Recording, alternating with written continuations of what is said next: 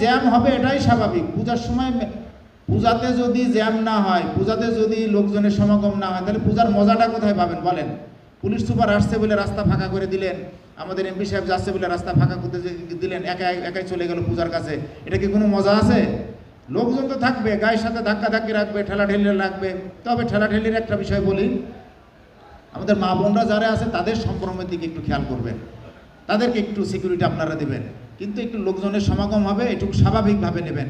পুলিশের যতটুকু ক্যাপাসিটি আছে সেই ক্যাপাসিটি অনুযায়ী আমরা অবশ্যই ব্যবস্থা নিব, কিন্তু স্বেচ্ছাসেবক থাকবে আপনাদের প্রতিটা মণ্ডপে। স্বেচ্ছাসেবকরা যেন কোনো অবস্থাতেই নির্দিষ্ট জায়গায় নির্দিষ্ট সময়ের বাইরে চলে না যায়। আপনারা রোটেশন পদ্ধতিতে আপনারা ডিউটি বন্টন করবেন, যেন রাত 12টার পর থেকে সকাল 8টা পর্যন্ত অবশ্যই আপনাদের স্বেচ্ছাসেবক থাকে। বান্ডেল থাকলে প্রতি সেনমানিতে টাকা বাঁচবে। বিকাশ সেনমানি বান্ডেল কিনে জিতুন প্রতি লেনদেনে।